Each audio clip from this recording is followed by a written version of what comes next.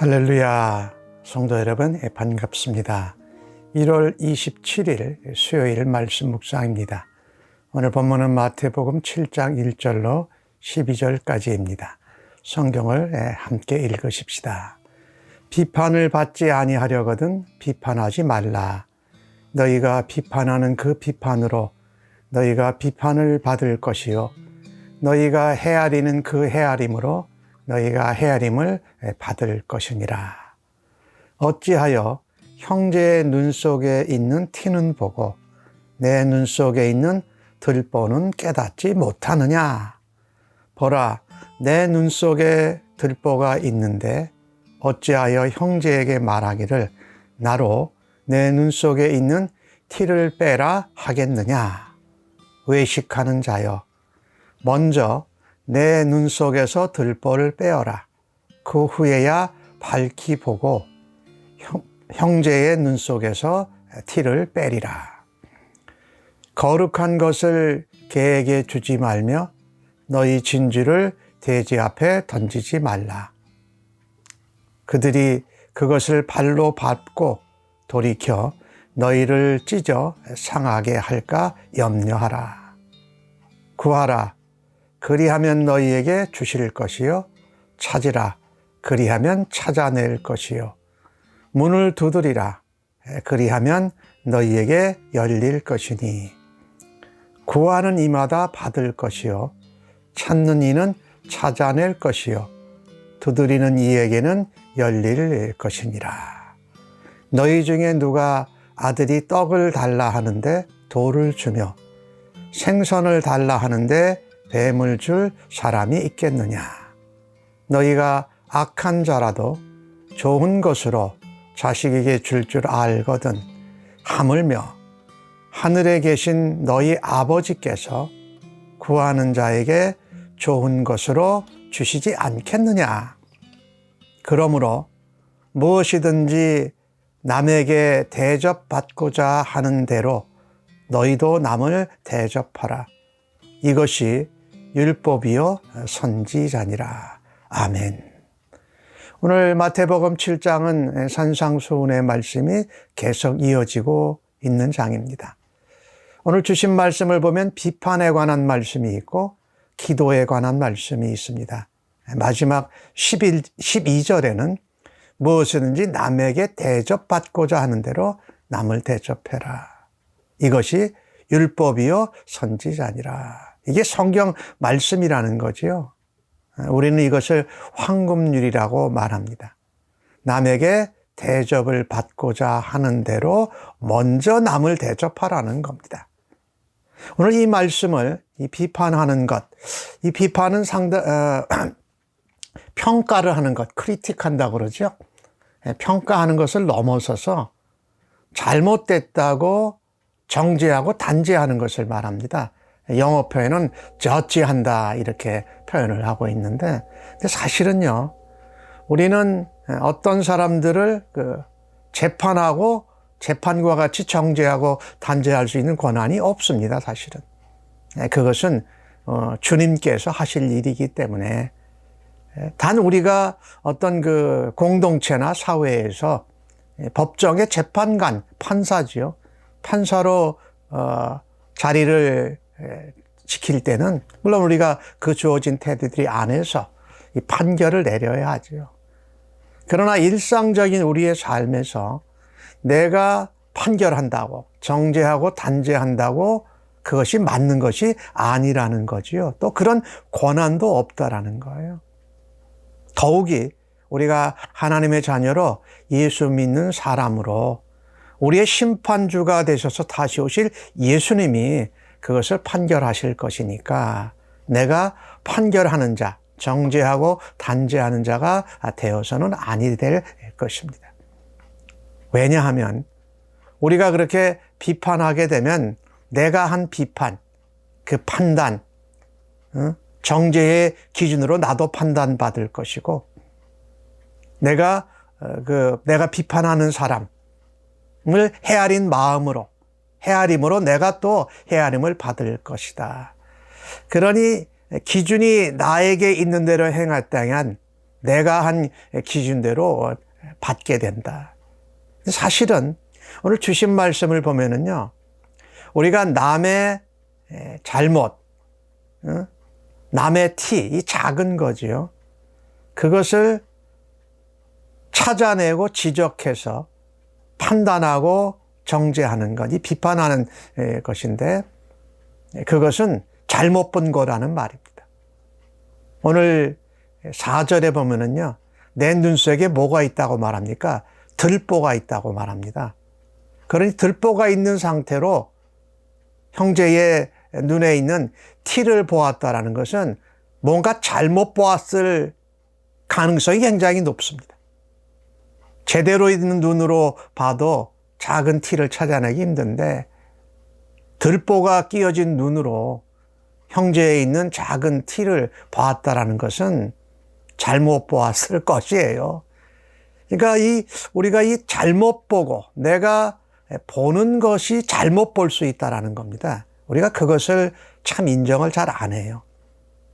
오늘 5절 말씀에 들보를 빼어라 라고 말씀하면서 그 후에야 밝히 본다, 제대로 본다라는 겁니다. 어두운 가운데, 눈에 들보가 있는 가운데, 뭔가 장애물이 있는 가운데 남의 눈을 보고 남을 보았기 때문에 제대로 밝히 보지 못한 것입니다. 근데 밝히 보지 못한 것을 제대로 봤다고 하면서 그것을 빼주겠다고 하고 비판하고 판단하는 것은 잘못된 거다라고 말씀하죠. 그래서 예수님은 먼저 내 눈을 밝히 해라. 그러니까 내 눈에 있는 들보를 빼라고 말씀하시지 않습니까? 이 부분을 보면서 우리는 참 다른 사람들과 나를 바라다 볼 때 이 기준이 하나가 아니에요. 두 개예요. 나는 내가 생각하고 내가 나를 배려하고 나의 속에 그 깊은 상황들, 이런 것들을 다 이해를 해주니까 나에게는 굉장히 관대해요. 근데 다른 사람들을 향해서는 그 사람이 어떤 말이나 어떤 실수나 어떤 잘못을 했을 때의 그 배경, 이런 걸 잘 몰라요. 그냥 나타나고 보여진 것만으로 보기 때문에 잣대가 엄해지지요. 그러니까 나에게는 굉장히 엄격하고 나에게는 참 관대하고 남에게는 잣대가 엄격하거든요. 사람이면 누구든지 다 그렇거든요. 그러니 이 잣대를 사실은 바꿔야 돼요. 나는 내가 말한 동기나 그때의 상황이나 그때의 환경을 다 헤아리고 해주니까 관대해지는데, 오히려 나한테는 더 엄격해져야 돼요. 그리고 상대방의 잘못이나 실수나 이것을 바라다 볼 때는 결과만 가지고 볼 것이 아니라 좀 더 관대하게 그 사건이나 실수나 잘못이 일어나게 된 상황과 배경과 이 히스토리를 좀 이해할 필요가 있다는 거죠. 그러면 우리가 무엇입니까? 비판하고 판단하고 흠잡는 것이 사실은 줄어들어요. 우리는 이중잣대를 동일하게 하되 이중잣대를 사실은 적용시킬 때는 바꿔야 된다. 나를 향해서는 엄격하게 대하고 남을 향해서는 관대하게 그들의 배경과 동기와 그 역사까지 이렇게 헤아릴 수 있는 것이 맞다. 그러지 않고 내가 밝히 보지 못하는데 남의 눈에 티를 빼겠다라는 건 위선자다라고 말씀합니다. 그래서 우리가요, 오늘 이 황금률이 12절에 나오고 있잖아요. 이 기도하는 거하고 연결되어 있잖아요. 바로 다음에 기도하는 말씀이 나오는데 구하라, 찾으라, 두드리라 이렇게 말씀하잖아요. 그러니까 우리가 누군가를 비판하고 싶을 때, 판단하고 싶을 때, 그때 우리가 그것을 멈추고 우리의 심판자 되시는 예수님께, 하나님께 그것을 맡길 수 있는 길이 있습니다. 아까 말씀드린 대로 나에게는 엄격하고 나 자신을 먼저 돌아볼 것이며 그 일로 그 비판하고 싶은 그 사람에게는 관대하게 할 수 있는 그 길이 뭐냐면요, 기도하는 겁니다. 내가 비판하고픈 것에 대해서, 판단할 것에 대해서 그 사람에 대해서 하나님께 기도하는 겁니다.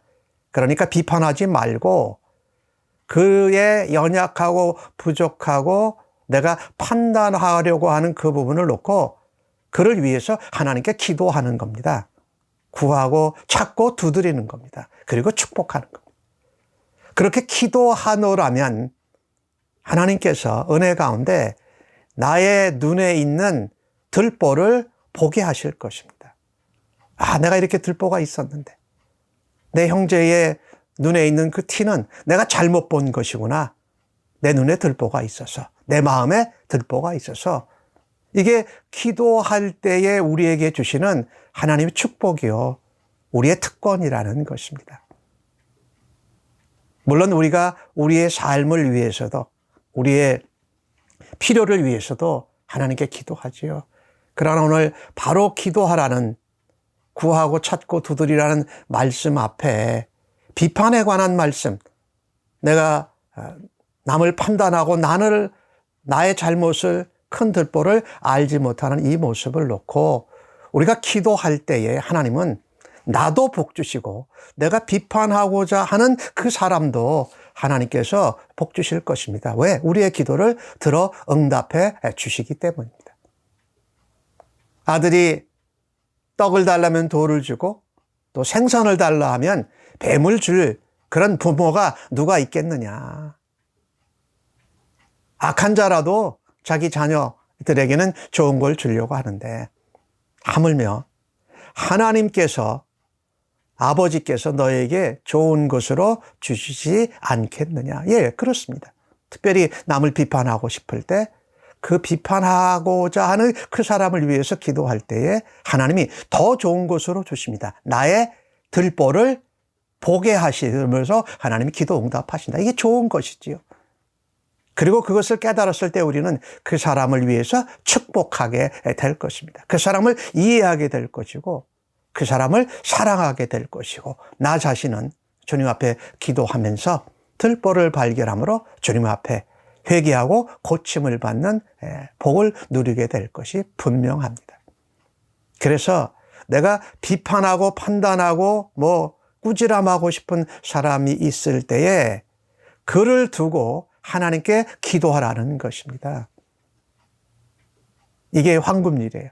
내가 받고 싶은 대로, 즉 하나님께 응답받기를 원하는 대로